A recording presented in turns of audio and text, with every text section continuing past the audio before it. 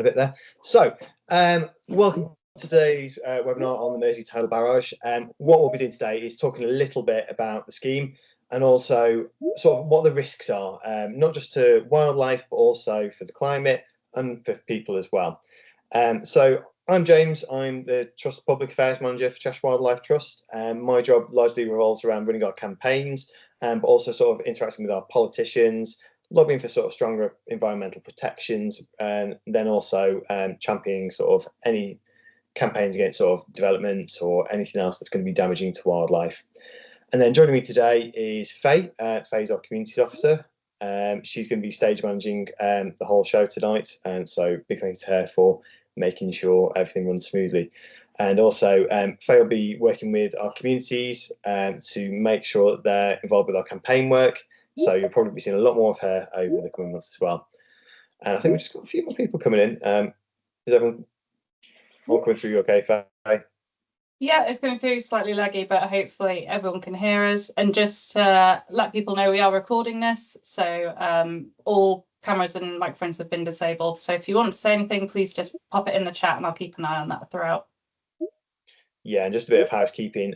We will be, as Faye said, recording this. But if you want to put, if you want any questions answering, pop in the Q&A box. It's just a little bit easier for us to pick up things. If you stick it in the chat, it can easily get lost and buried in there. So just look for the Q&A box at the top of the screen. And what we'll do is we'll answer all questions at the end. We'll just go through all the content first, and then it might be that some of those questions get answered as we go along, and then Faye will be sort of asking those. We'll also be doing some polls as we go through. So I think with respect to that, I'll hand over to you, Faye, for the first one. Yeah, so this first question is just about how much, well, if you've heard of the Mersey Tidal Barrage at all, and if you have heard of it, where you've heard it from. We're doing this just to get an idea of who else is talking about it and if there's any areas that we should be looking at a bit closer. So I'm just going to pop that in the chat now.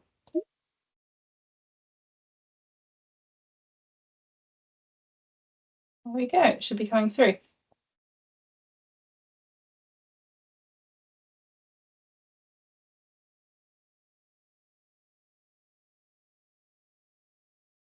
Excellent. I think you're ready to get going, James.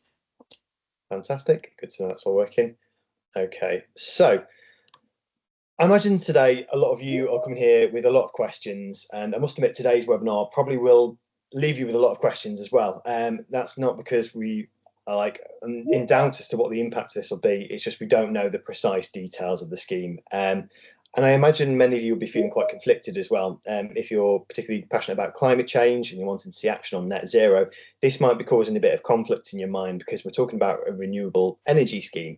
And when you start looking at what's being claimed about this, how it's going to be clean, it's going to be green, it's going to be done in harmony with nature, it's going to be safeguarding natural habitats, all that is stuff I've taken from either the Liverpool Combined Authority's website or brochures about the barrage.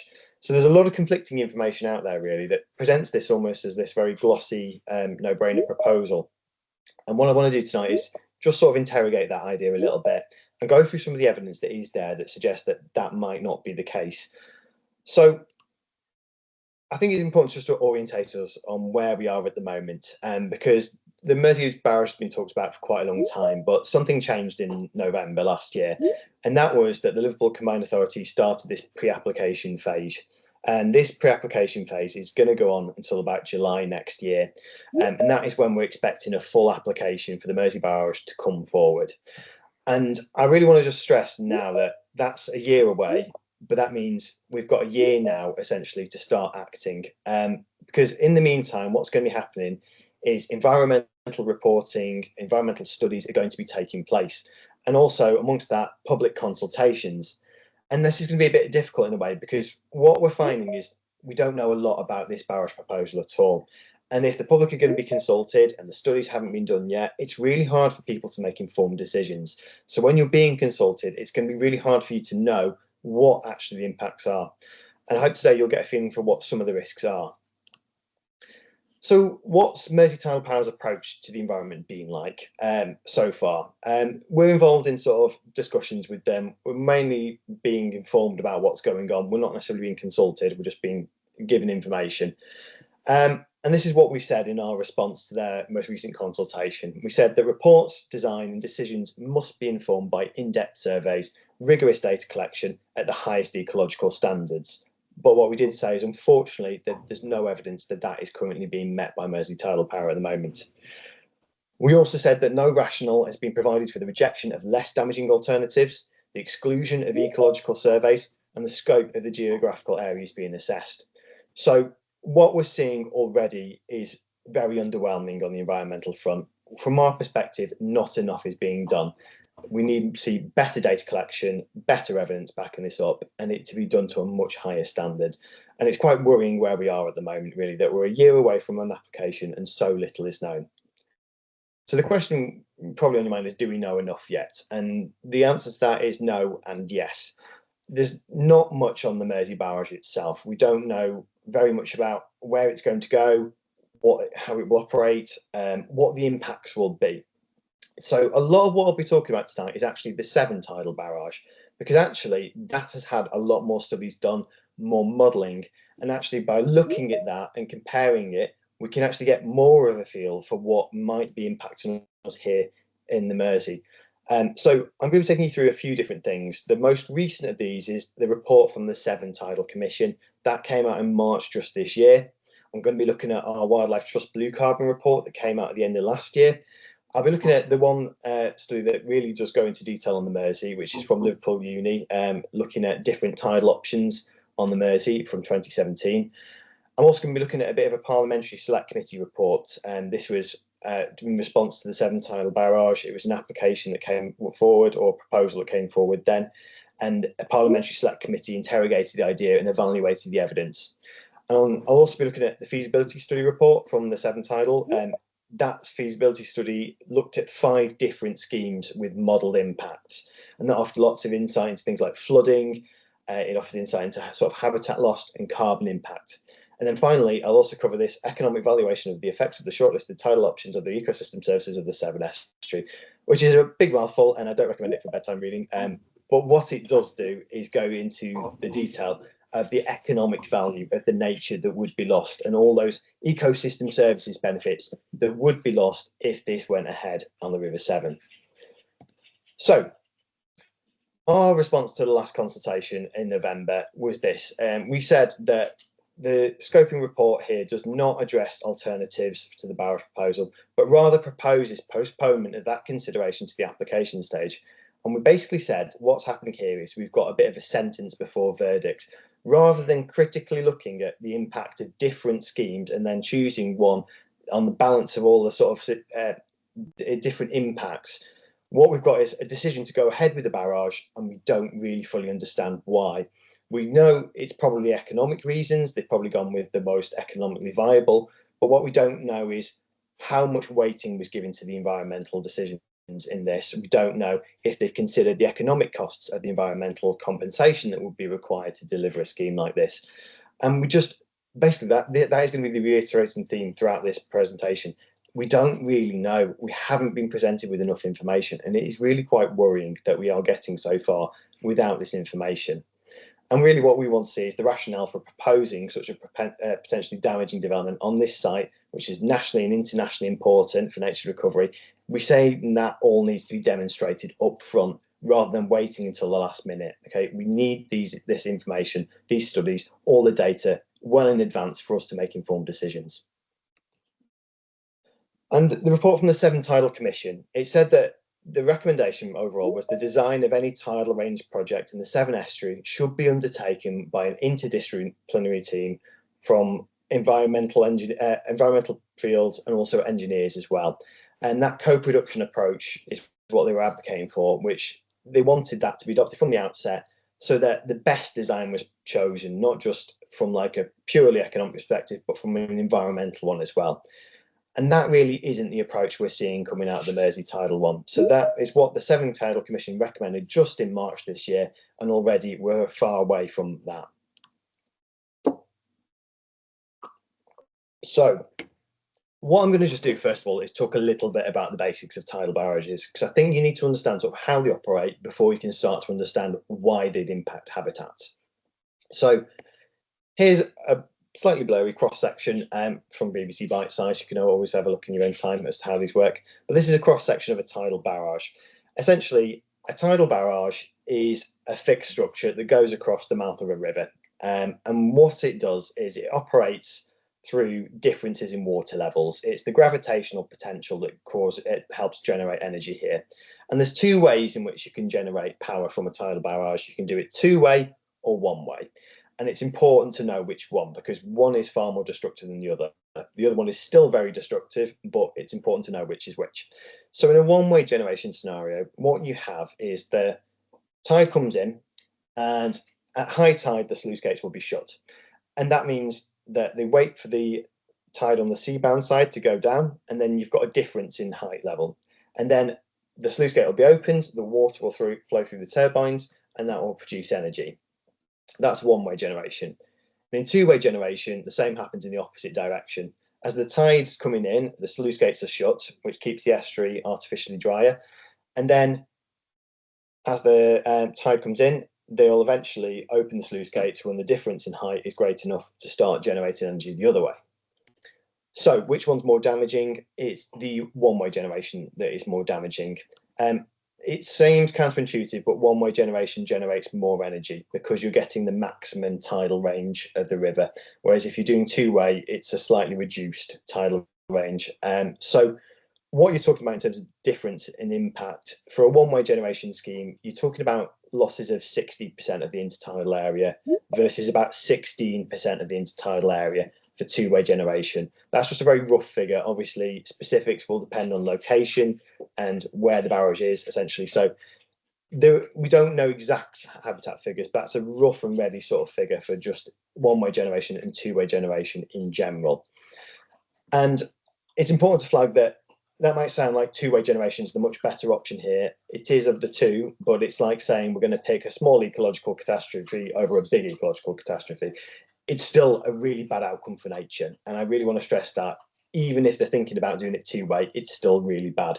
And I think that's possibly where the Liverpool Combined Authority and the Mersey Tidal Power might be coming from when they're saying they're doing it in harmony with nature, that they're picking the slightly less damaging one. But it really is important to stress that it is still really bad for wildlife all the same. And when we're talking about intertidal habitats, we're talking about all the habitat that falls between the low tide and the high tide mark. There's all that land in between that's influenced by the tides. And that includes things like salt marshes, mud flats, sand flats. It's all the area that requires that sort of constant balance of the tidal cycles to form and it sort of rejuvenates them essentially and keeps them fantastic for wildlife. And if you start disrupting that delicate cycle, then we're going to get habitat losses, habitat destruction, and that's when we're going to get significant problems. So important to sort of think about the where is this going to happen? And the answer to that question is we don't quite know. What I do have understanding of is it's going to be somewhere in this region here between the New Brighton Liverpool Docks area and the New Ferry Dingle area, somewhere in that region. We don't have any specifics because we've not been given them by the developer. But what I just want to highlight is just how protected this area is. Everything shaded in green there is what's known as a Ramsar site. Ramsar sites are internationally protected wetlands. And I want to just stress that any barrage, the impacts of that are not just going to be limited to where it's constructed. So if it's here, for example, the impacts aren't going to stop there. They're going to extend into the estuary and beyond out into the bay as well. It's going to be much further afield than just where the barrage is. So it's really important that even if the barrage isn't necessarily, say it was here, not in the Ramsar sites technically, it's still going to impact them anyway. And it's not just Ramsar sites as well. We've got a whole host of other designations, which I'll show you a little bit more of in a minute.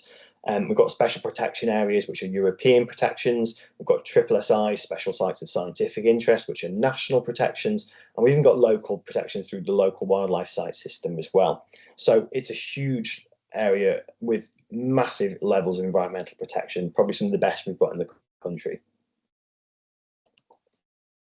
And this was what was said of the Severn tidal scheme, that it's an unprecedented proposal in an environmentally designated area like this. And the same would apply for the Mersey because it has the same level of designations. Something of this size and scale is just unprecedented.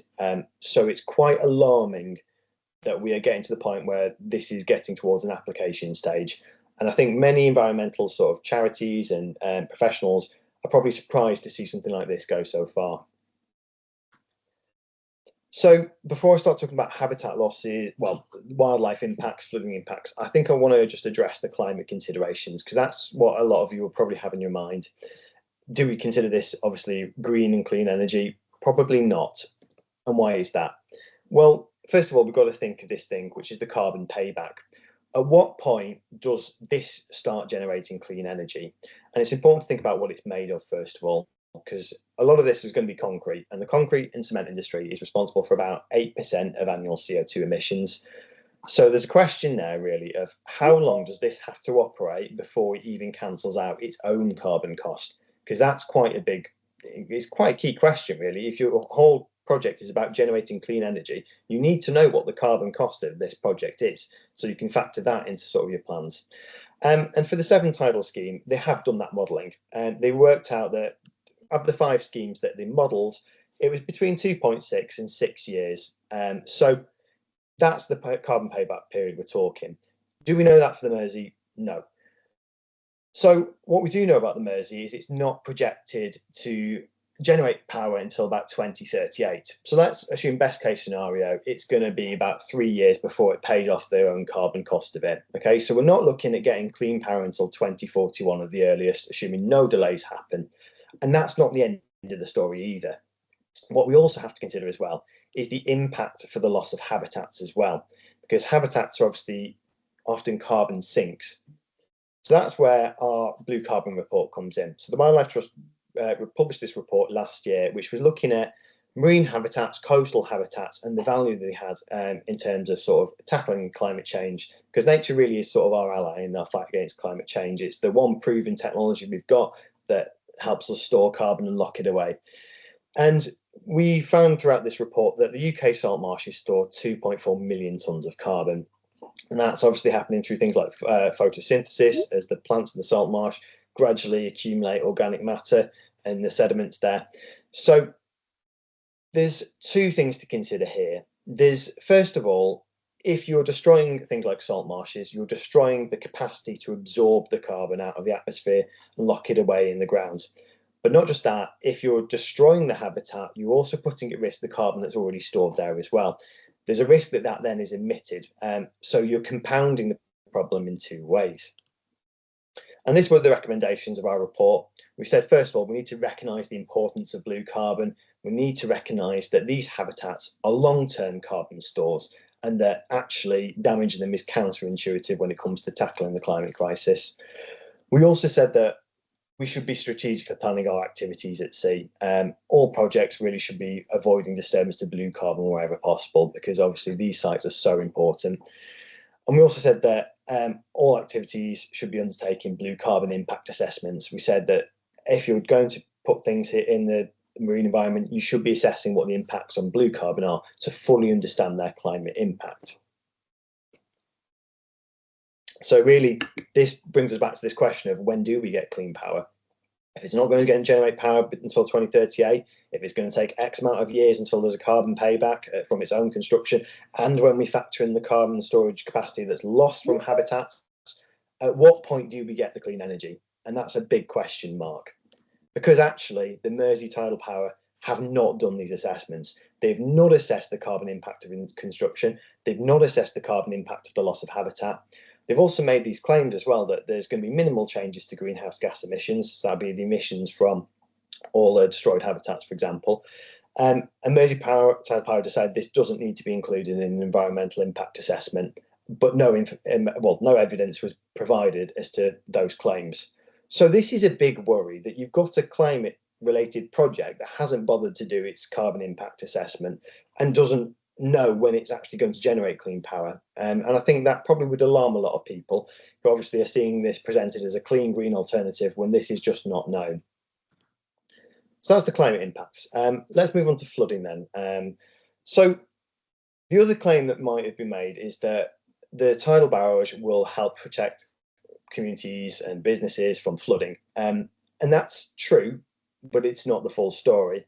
And to look at that, really, we need to look at the Severn Tidal Barrage to fully understand why that might be the case. So there's different types of flooding, and the one that will benefit people is tidal flooding. So in the case of the main proposal for the Severn Tidal Barrage, it was going to reduce tidal flooding for about 79,000 residential properties. Now, these figures would obviously vary for the Mersey. We have done that study, I know, and I don't know what the number is exactly around the Mersey area, but that was what was projected there.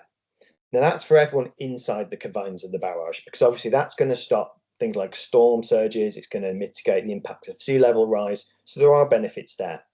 But if you're on the outside of the barrage, that's a different picture. There might be some benefits extending outside the barrage, but exactly where, we don't know, because we haven't seen those studies necessarily.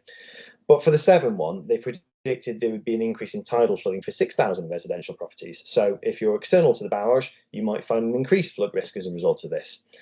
And then you might look at those two figures side by side and think, well, there's far less on the receiving end of increased flood risk and more people would benefit. But that's not the only type of flooding we need to look at. The other type of flooding we need to look at is fluvial flooding, which is like river-based flooding, essentially. And actually what the Severn Tidal Barrage found was that the river flood risk would be increased for 45,436 residential properties. So a substantial increase in flood risk there for communities in a different way. And the other thing to consider as well here is that you're going to be changing the movement of sediment and erosion patterns as you block off the mouth of the river. And that could mean that flood defences that are existing already could be undermined by erosion. So what you've got really there is a bit of a mix of, there are positive impacts, but there also are negative impacts as well. And the question is going to be, where are you? And are you going to be in benefit of one of those benefits, or are you going to be in the area that's going to be impacted more? The Parliamentary Select Committee that sort of interrogated a proposal in 2013 on the River Severn basically said that the flood impacts were cost neutral and that overall there was no net benefit or net cost. They kind of counted each other out. So I just want to present the other side of that argument that, okay, there are some flood benefits, but there are also flood consequences here as well. But what the Parliamentary Select Committee said was that much more modelling and research is required to fully understand the hydrodynamic impacts of this technology. We haven't really even got much of that modelling done for the Mersey.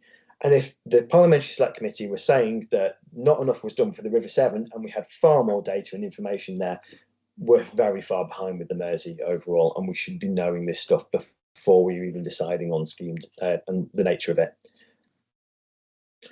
And then why is obviously that fluvial flood risk increased from rivers? Well, it's to do with the loss of habitats. Things like, as a scheme holds back water, that means high water levels will rise and land may take longer to drain.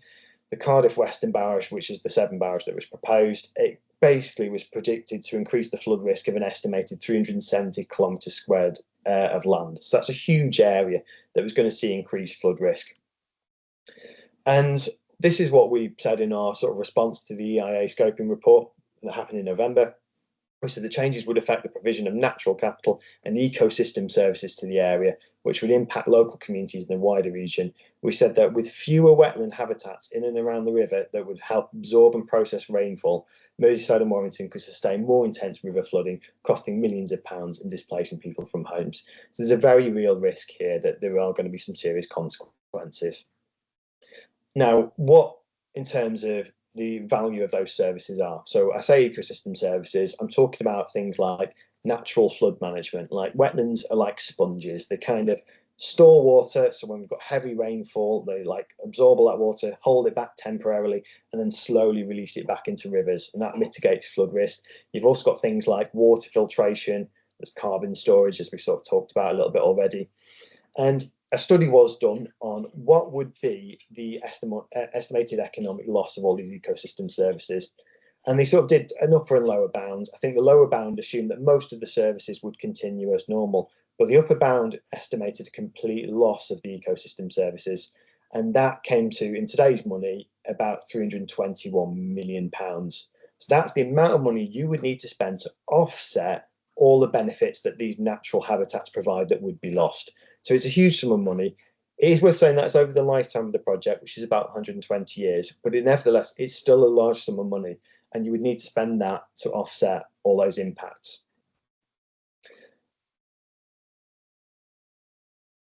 So moving on to wildlife and nature, I know that many of the wildlife enthusiasts among us will be most considering of this aspect, and we want to know what the impacts are.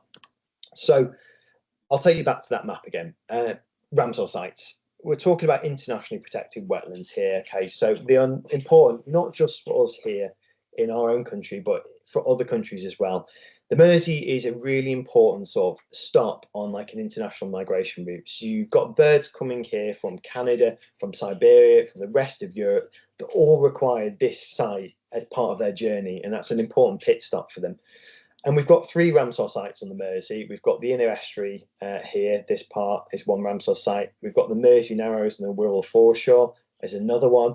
And then there's one here that stretches further up sort of the Sefton coast, Crosby Beach, all the way around to the Ribble that's sort of attached to there. So we've got some very important sites for wildlife here. And as I said, they've got additional European and national designations as well. The European designation is particularly important because it means there's some legal requirements that have to be met when building things here.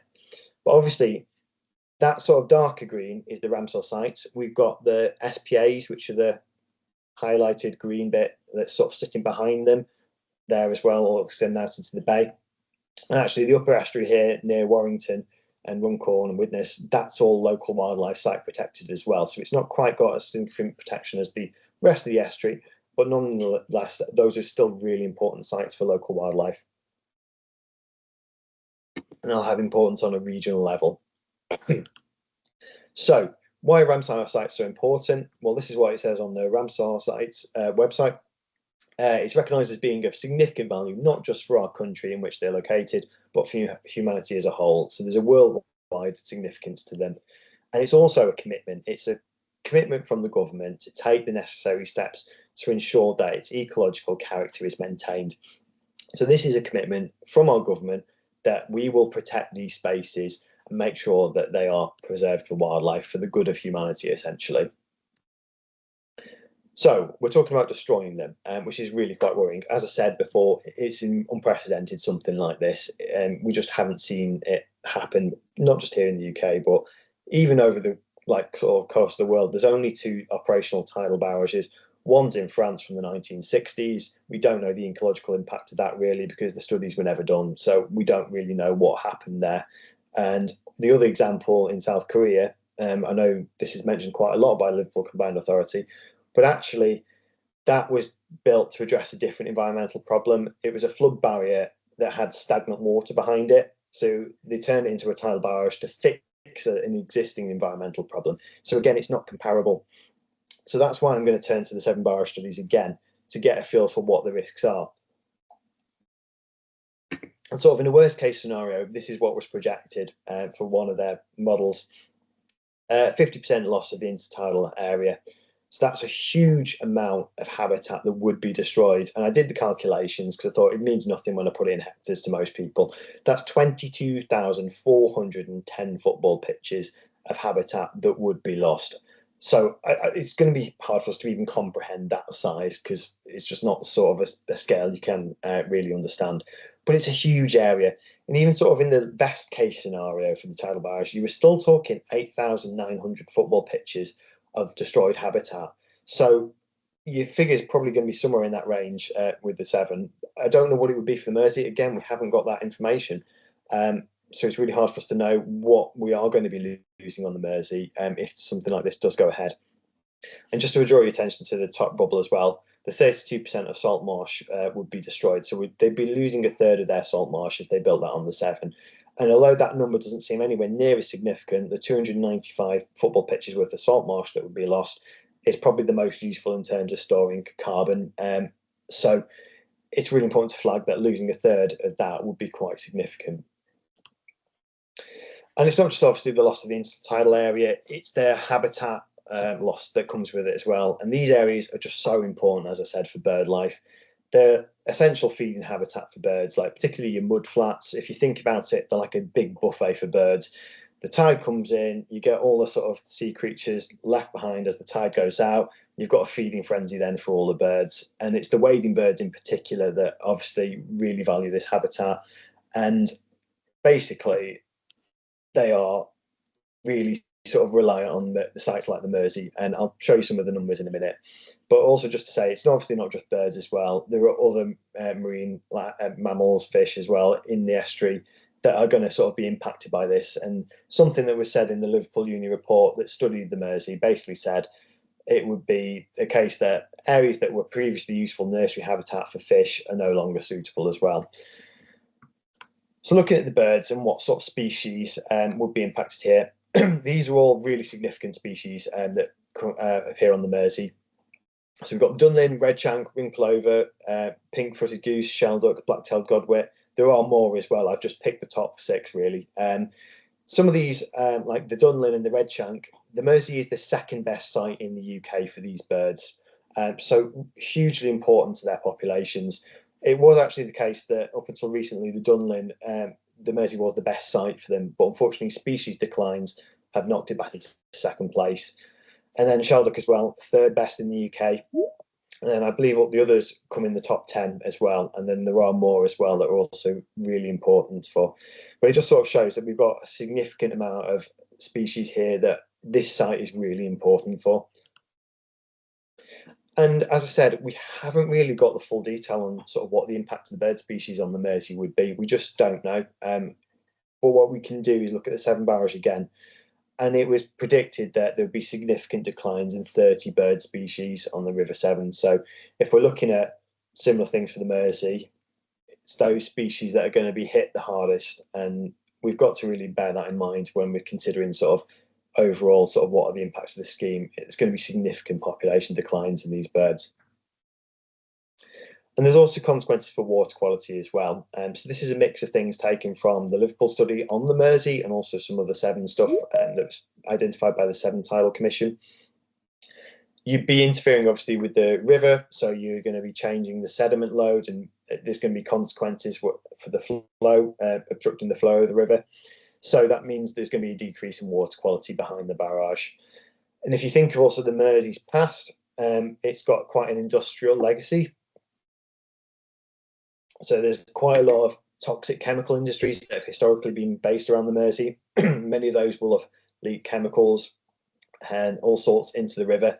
That will be buried in the sediments. And when you start churning that up, constructing a barrage, that's going to be potentially released into the environment as well. So those chemicals can be dispersed. You've also got an increase in contamination likely due to reduced flushing. So if you're blocking off the river, it would normally, like all the river water would flush out into the bay, but what you'd have is that process would be reduced essentially. And that's really important when you consider things like the sewage crisis, like has gained sort of prominence recently. If you think of all that toxic sewage that's going into the rivers, if that's building up behind the barrage, you're going to get a build-up in nitrates. And that's going to potentially lead to things like eutrophication, which essentially starves off all aquatic life of oxygen. So that'd be really sort of significant. And again, just to reiterate, we're talking internationally protected areas here. To have something like that happening in an internationally protected area would be devastating. And then you've also got consequences for salinity as well. If you're obstructing the river flow and stopping the tides coming in or reducing the tidal impact, you're going to see decreases in salinity. So those habitats that are reliant on salt water, they're going to see a lot of disruption and often probably being destroyed and lost.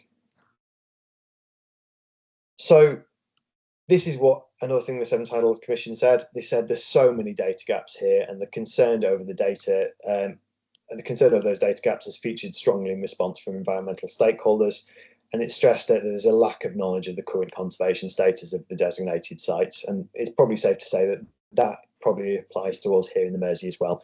Significant data gaps, probably more so than even the Severn, and also that there's a real lack of knowledge of what these sites are, why they are so important. People just don't quite seem to grasp the magnitude of building something of this size and scale in a protected area.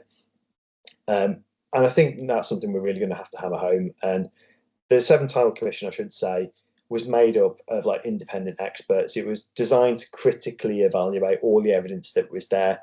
And we haven't even sort of got that independent scrutiny and oversight here in the Mersey. But the fact that they're saying that for their study, for their barrage, they had much more information backing up, just should emphasize to us how alarming it is that we don't have such knowledge here. And the last thing I want to say about wildlife in particular is this. So on the right, I've got a map of the tidal range resources in the UK. On the left, I've got a list of all sort of the principal sites for migrating birds, so the best sites for the migrating birds in the UK. Everything highlighted in orange there is one that appears in both. So it's both got tidal range potential, and it's both a fantastic site for birds. If you start to think about schemes like this, we've talked about the Severn, we've talked about the Mersey. If these start going ahead, for example, if we let this happen in the Mersey, you're sort of creating the precedent that it's okay to destroy these areas and that we can do this and we can build tidal barrages in the UK. And it's not unmanageable to start expecting more to come forward in these other areas.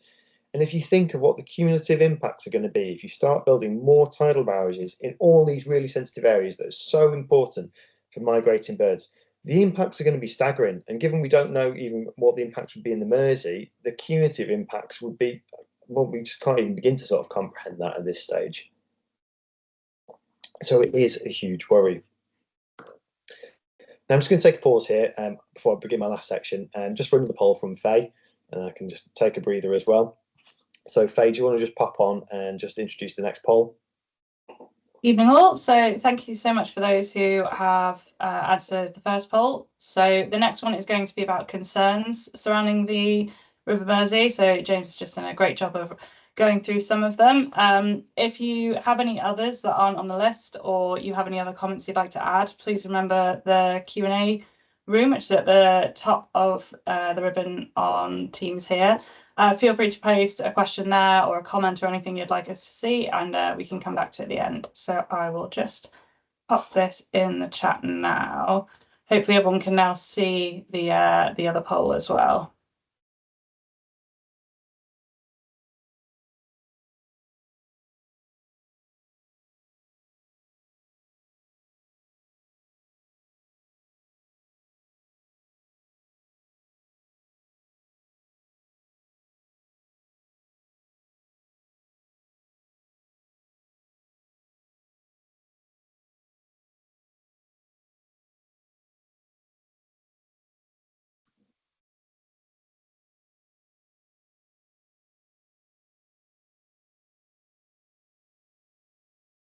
How are we doing with the responses there, Faye? We're doing okay, I think. One's just come through. Give it a couple more minutes. Well, a bit longer. Yeah.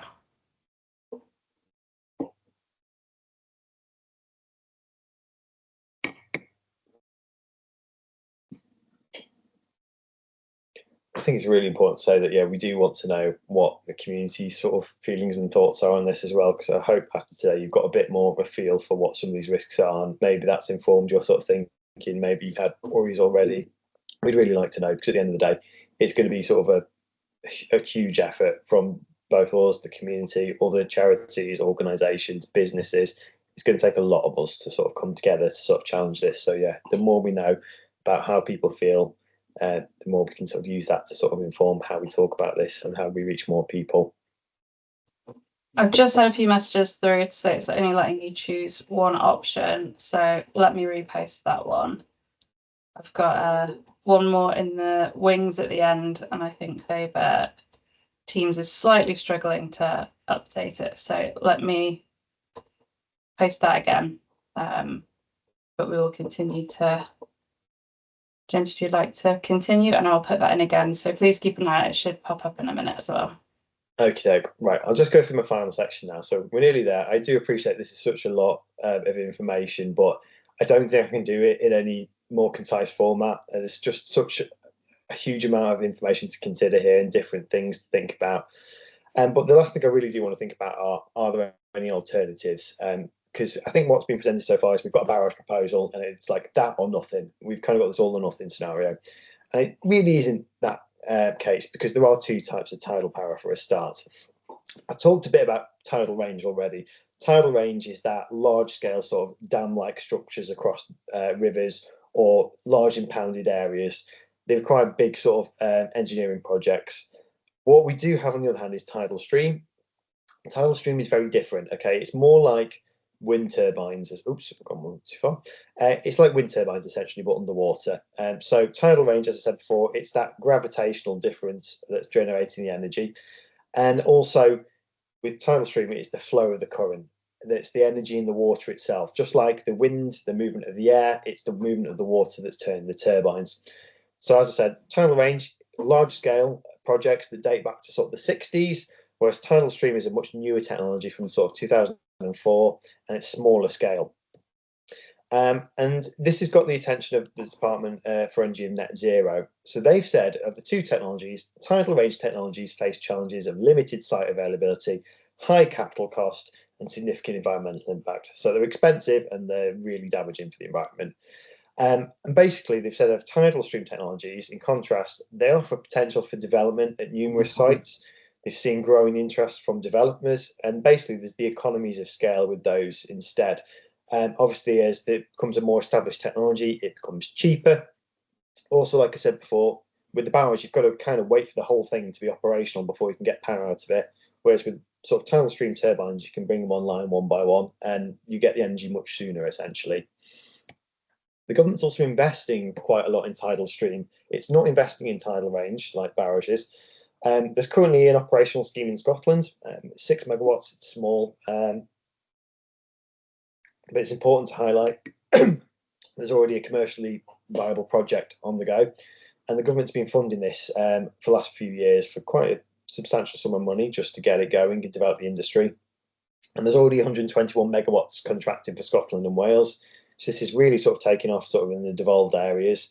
And actually by 2039, 2029, which is not that far in the future now, there will be 130 megawatts of capacity from tidal stream energy in the UK. It's worth pointing out as well that the nearest site to us is North Wales. It's, I think, off Anglesey. So fairly nearby, we're going to have tidal stream energy coming to our grid soon. And if I just go forward, so the question that might be on your mind now is tidal stream viable for the Mersey? This is what came out of the Liverpool study in 2017. They identified 3 potential areas where it could happen, but obviously you can see there it's not a huge resource for the Mersey, so it possibly is not the answer here for the Mersey, and actually tidal range is where more of the emphasis would be, because that's where more of the potential energy is generated. But it's just worth flagging with the tidal stream stuff that there are alternatives for tidal elsewhere in the UK that will probably play a role in our sort of race to net zero. But tidal power on the Mersey is not a new idea. It's quite old. Like the barrage concept was proposed in 1981. In 2011, along with the 7 barrage at the time, it was put on hold. And it's only really in 2017 that it was revived as sort of a pledge by Steve Rotherham. And in 2022, we had 3 proposals, and I think it's really important to just revisit this point. Because what we had at that point was an offshore lagoon proposed, we had a lagoon along the Wirral proposed, and we had a barrage on the Mersey. And in 2024, they've decided to go with the barrage. And we, as I say, we don't really know the ins and outs of why. We know it was probably the economic sort of cost of it, but like I said, we don't know if they've really given the environment enough consideration in this as they should have done. Have they factored in the cost of compensatory habitat, or the cost of all realigning flood defences and adjusting to the impacts from barrages flooding? We don't know. We just need to see the details. Just to give you sort of a comparison, so if we're talking about lagoons, let's look at habitat loss on the 7 barrage. So in the best case, the worst case scenario, we were talking 22,410 football pitches of lost habitat. By comparison, a lagoon would result in about 590 football pitches of lost habitat. Still a significant amount of habitat, but we're talking a bit of a different order of magnitude here. So it's just worth flagging that a lagoon as an alternative to a tidal barrage is much less damaging. So there's still probably going to be consequences. But this is what the 7 Tidal Commission essentially recommended. They recommended that a tidal lagoon should be developed as basically a commercial demonstration project. Basically said, as well as it generating substantial amounts of low carbon electricity, its purpose would essentially to be understand basically the energy and the socio-economic benefits, and to give almost like a case study for what the environmental impacts would be. So they'd study and monitor the environmental impacts. So that's their recommendation. Trial a lagoon, monitor the impacts, better understand the consequences. Again, more of an emphasis on collecting data and information. They also said this: a barrage would almost certainly fail to meet requirements of the current legislation. And the Commission concluded that at this stage, the development of a large barrage shouldn't be pursued on the River Severn. So the recommendation there is don't go for a barrage, go for a lagoon instead, trial it, see how it goes. And like I said, just look at the difference in figures there. 590 football pitches compared to potentially up to 22,000, huge difference. I talked about these sites being protected on a European level, and that's really important because that means the habitat regulations apply to them. And that means there's a legal test that any development would need to pass if it was to happen in these special protection areas. And number one, there need to be no feasible alternatives. Well, we've just seen there are feasible alternatives. There's a lagoon for a start, and elsewhere in the UK, there are tidal options through tidal stream. Number two, you need to have imperative reasons of overriding public interest. Now, you might be thinking climate. I'll get to that in a sec. And number three, compensatory measures ensure the overall coherence of the UK network is maintained, essentially. It's going to be extremely difficult to offset the amount of habitat loss here. Like, you'd have to find, as I said, huge amounts of land elsewhere to start creating mitigation habitat. And it's going to be questionable as to whether that would even be achievable. You can't just recreate a river estuary somewhere else. Once you destroy these sites, they're gone. They're kind of irreplaceable. And on that second point, this was addressed by the Parliamentary Select Committee on the River Severn. So they said that the proposal that was put forward in its current form didn't demonstrate significant value as a low carbon energy source. Basically, they said the barrage is not vital to meeting our 2050 carbon targets, for which there's alternative pathways. So there are alternatives, and he said it wasn't essential in the race to net zero. Again, if I just loop you back to what I was saying earlier about the carbon payback of the scheme, how long it would be before we get clean energy when you factor in the loss of carbon habitats as well, it's going to be coming very late in this sort of process where we need to transition, and we need the clean energy now, not too far in the future. So that was their conclusion. They said similar policy objectives could be delivered through less environmentally damaging means. So that was back in 2013. We're seeing very similar conclusions reached with this new commission as well. But then this brings me on to probably my last point here. We're in the middle of some very big changes to the planning system. The government are proposing some quite worrying changes at the moment with the Planning and Infrastructure Bill. That could change that legal test that I've just been talking about. And whereas the Severn Tidal Commission just said that it would be very difficult for a barrage to pass those legal tests, if those legal tests are changed, we're in sort of this worrying space now where changes to the planning reforms could let something slip through. And we don't know what shape the planning reforms are going to take either. It's at committee stage, and we've tabled amendments nationally through our contacts, our national team. They've been putting forward amendments to try and fix the Planning and Infrastructure Bill, so it isn't an environmental regression, which it currently would be. But that underlines our need for action now. So why do we need to act now? Well, first of all, one thing you can do is just sign our letter to the Secretary of State. We're asking people to co-sign it and just make sure that this Planning and Infrastructure Bill does not take steps back on environmental legislation.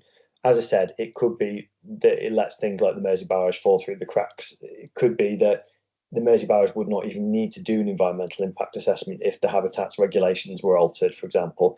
It's a real alarming sort of proposal that's coming forward from the government at the moment, and we need to really push back on it. We need to get those changes.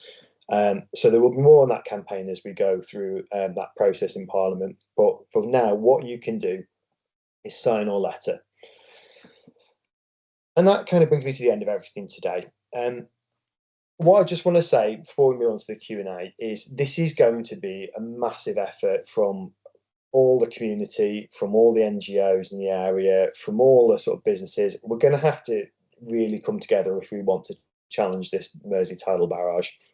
We need to really emphasise that so little is known about it and make it clear to politicians that actually there are going to be some significant consequences here for the environment, for flooding, for the climate, and these need to be properly considered. So what we're going to need is people to do various things in this campaign. We'll have campaign actions ourselves, but we need you to sort of get the word out there, drive awareness, even if it's just a case of helping people understand the value of the Mersey. All groups are going to have a role to play in this as well. So what I will say is, after this webinar, once you've had time to digest it, if you're part of a group and you want to get involved, you want to do something as part of a bigger campaign, please get in touch with us, get in touch with me and Faye, let us know that you're willing to do something. And we've got a campaigner pack we're going to launch in a week or two that has some suggestions for things like running events, things like contacting newspapers, different things you could do as a community group to get involved with this campaign and help spread awareness. So if that's something that really is of interest to you, please do reach out to us. Faye will put in the campaign's email address that you can contact us at in a minute. But yeah, please do get involved, because we'll all need to come together to sort of turn the tide on this one.